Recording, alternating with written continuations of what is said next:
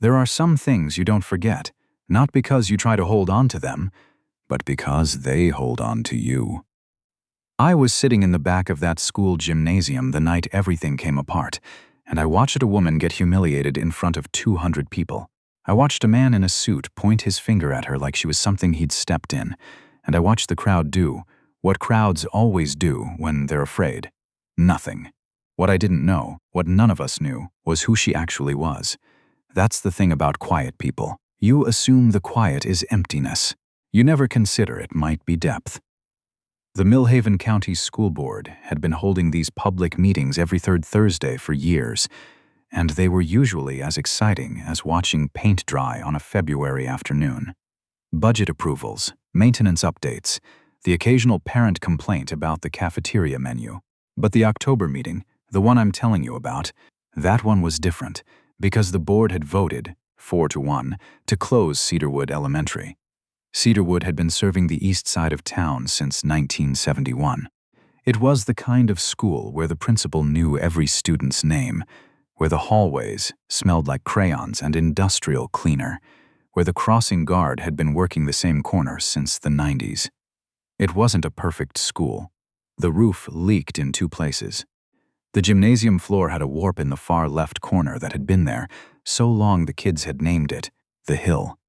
But it was their school, and the board had decided, without meaningful consultation with the community it supposedly served, to sell the land to a private developer and bus the children 23 kilometers west to a newer facility.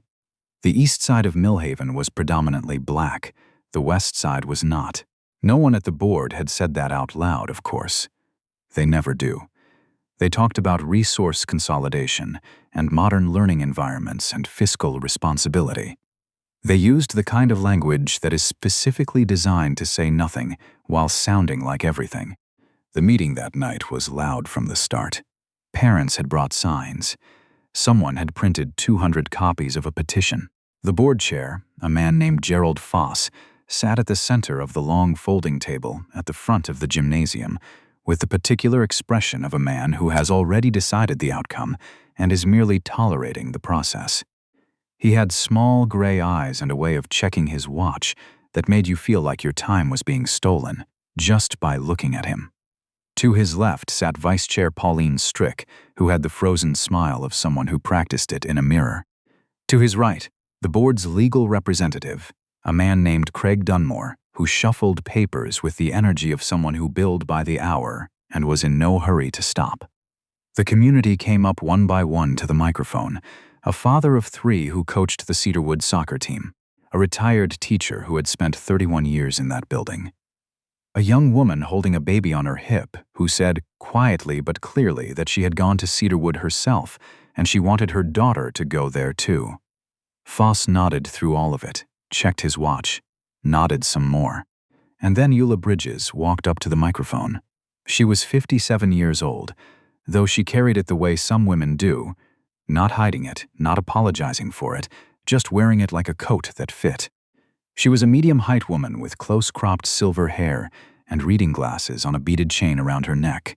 She had on a dark green cardigan and flat shoes. She carried a canvas tote bag that had a small pin on the strap, a maple leaf, worn and slightly faded. She looked, to be honest, like someone's aunt who had come to support a bake sale. She set her bag down beside the microphone stand and adjusted the height without being asked, because it had been set for someone shorter. "My name is Eula Bridges," she said. "I live on Adler Street, which is 4 blocks from Cedarwood Elementary." Foss glanced up from his papers. He looked at her the way he had looked at everyone else, with the particular brand of polite contempt that passes for attentiveness in men who have held small amounts of power for too long. "You have 3 minutes, Ms. Bridges," he said. "I'm aware," she said. She reached into her tote bag and removed a folder.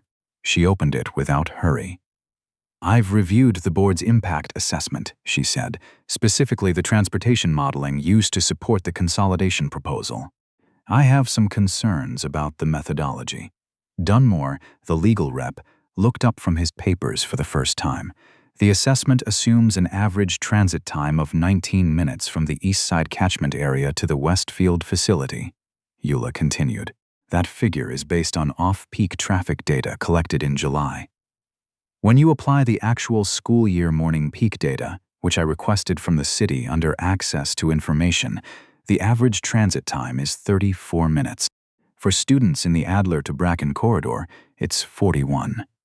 A murmur moved through the gymnasium. Foss set down his pen. Ms. Bridges, the board has engaged professional consultants who— I know who the consultants are, Eula said without raising her voice. Halcourt Education Group. They were also engaged by the Thunder Bay School Board in 2019 for a consolidation project that was subsequently reversed after a provincial review found errors in their demographic projections.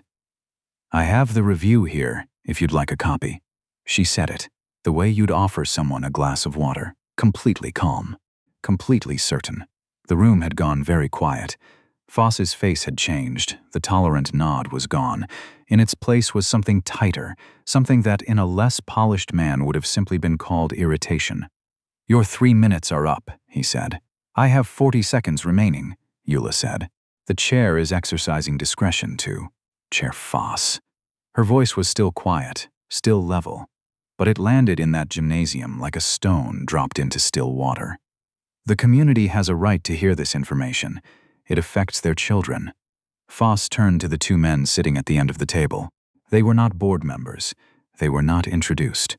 One of them, heavyset, with a lanyard around his neck that read efficacy, stood up.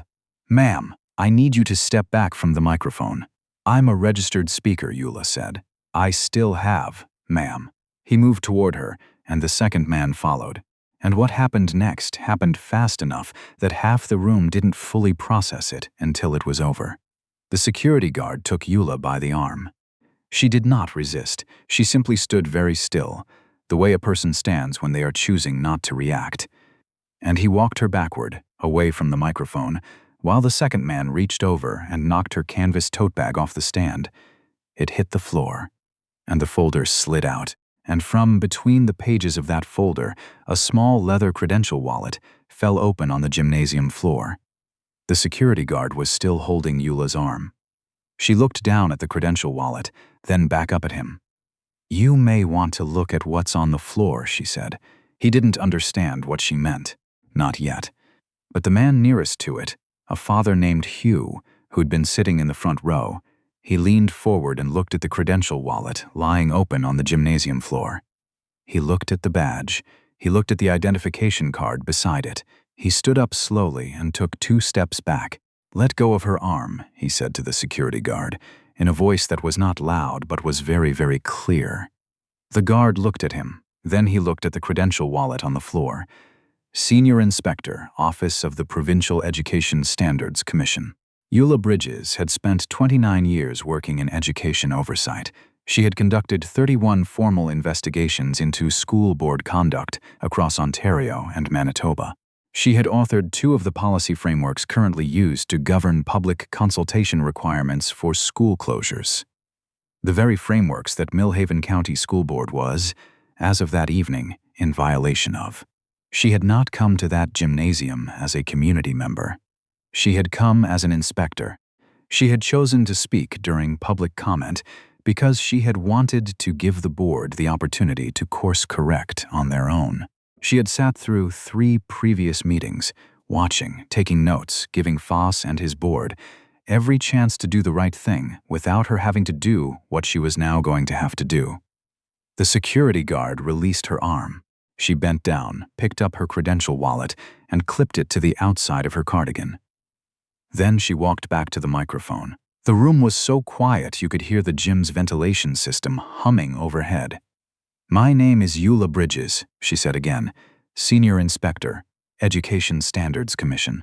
Case file number ESC 2026-0441 is now open. She looked at Gerald Foss.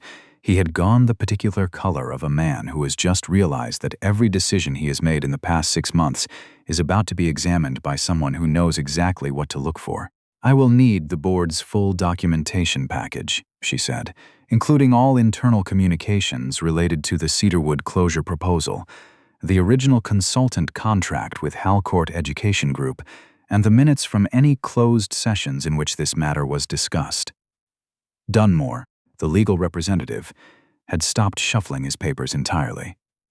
He was looking at Eula with the expression of a man who was already calculating billable hours in a different direction. Furthermore, Eula continued, based on what I've observed tonight and over the course of 3 prior meetings, I will be recommending to the Commission that this decision be suspended pending a full procedural review. Someone in the gymnasium started clapping, then someone else, then the whole room. Gerald Foss did not clap. He sat very still at the center of that long folding table, and he stared at a woman in a dark green cardigan and flat shoes, and he understood, for perhaps the first time in a very long time, that he had badly miscalculated. What came out over the following weeks was not pretty. The Commission's review found that the board had failed to meet the minimum consultation requirements under provincial guidelines, not once, not twice, but at 6 separate stages of the process. The transportation data, as Eula had identified that night, was built on flawed assumptions that anyone with access to the real numbers could have identified, which meant either the consultants hadn't looked at the real numbers or someone had told them not to. Halcourt Education Group's contract with Millhaven County was terminated. A separate review of the contract procurement process was opened because it turned out that Dunmore's firm had also done work for Halcourt in the previous fiscal year, which was the kind of thing that is not technically illegal until it is looked at very carefully by people who are specifically paid to look at things very carefully. Gerald Foss resigned from the board chair in November. He issued a statement saying he was stepping down to focus on family. Nobody with any sense believed it, but everyone let it go. Pauline Strick, the vice chair with the practiced smile, stayed on the board. She called the Commission review a valuable learning opportunity in an interview with the local paper. The interviewer did not press her on what specifically she had learned.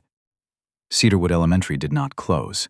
The provincial suspension of the decision remained in place while the review concluded, and by the time it was done, the board's new chair, a woman named Beverly, who had been the lone dissenting vote on the original decision, had commissioned a fresh assessment using accurate data and had opened a genuine consultation process with the East Side community. The roof at Cedarwood got fixed in the spring. The gymnasium floor warp, the hill, was leveled out, though a few of the older students said they missed it. Eula Bridges did not give interviews. She didn't post about any of it. She went back to her work, which was the same work she had been doing for nearly 3 decades. Sitting in rooms where decisions were being made about children's lives, listening carefully, and making sure someone in that room was accountable. I found out later that she had grown up on the east side of a city very much like Millhaven, that she had attended a school very much like Cedarwood, that when she was 9 years old, her school had been closed, quickly, quietly, without meaningful consultation with anyone, and she had been bussed across town to a school where she spent 3 years feeling like a guest who hadn't been invited. She had never forgotten what it felt like to sit in a classroom where you didn't quite belong, where the message underneath everything was, your neighborhood matters less. Your community matters less. You matter less. She had spent her career making sure other children didn't have to feel that. She never talked about this publicly. She didn't need anyone to know. The work was the point. The outcome was the point. The night after the gymnasium meeting, someone in the community posted a video clip of the moment the credential wallet fell on the floor. It spread quietly at first, then faster, shared between parents in the East Side neighborhood, then beyond. People kept coming back to the same moment. The security guard's hand on her arm, her absolute stillness, and then that quiet instruction, you may want to look at what's on the floor, delivered with the patience of someone who had waited a very long time for exactly the right moment to say it. The comments were full of people saying they wished they had stood up sooner. The comments were full of people saying they were afraid to. And that's the part I keep thinking about. Because here's what I wonder, and I want you to sit with this for a moment. There were 200 people in that gymnasium. 200 people who watched a woman get pulled away from a microphone for saying true things, and most of them, most of us, if I'm being honest, we sat there. We let it happen. Not because we didn't know it was wrong, because we were afraid of what standing up would cost us. Eula didn't need anyone to stand up for her, as it turned out. She was more than capable of handling it herself. But what about the times when the person at the microphone is not a senior inspector with a credential wallet in their bag? What about the times when it's just a mother trying to save her kid's school, with nothing but the truth and the nerve to say it out loud? Who stands up then? I don't ask that to make you feel guilty. I ask it because I think most of us want to be the person who stands up. I think most of us tell ourselves we would if it came to it. And then the moment comes, and the room goes quiet, and we discover something uncomfortable about ourselves. The east side of Millhaven still has its school. The kids with the rolling backpacks still walk past the crossing guard who has been working that corner for decades. The crayons still smell like crayons. That's because one woman did what she came to do. But power doesn't always come with a credential wallet. Sometimes the only thing you have is your voice, and the willingness to use it when everyone around you has decided that silence is safer. So tell me something. If you had been sitting in that gymnasium, if you had watched that happen, if you had seen that man put his hand on her arm, what would you have done? I really want to know. Drop your answer in the comments below. And if this story meant something to you, share it with someone who needs to hear it. There are a lot of Cedarwoods out there. There are a lot of Eulas who could use a room full of people willing to stand up. Hit that subscribe button if you want to hear more stories like this one. I'll be right here. Power has always been afraid of the quiet person in the room who refuses to disappear.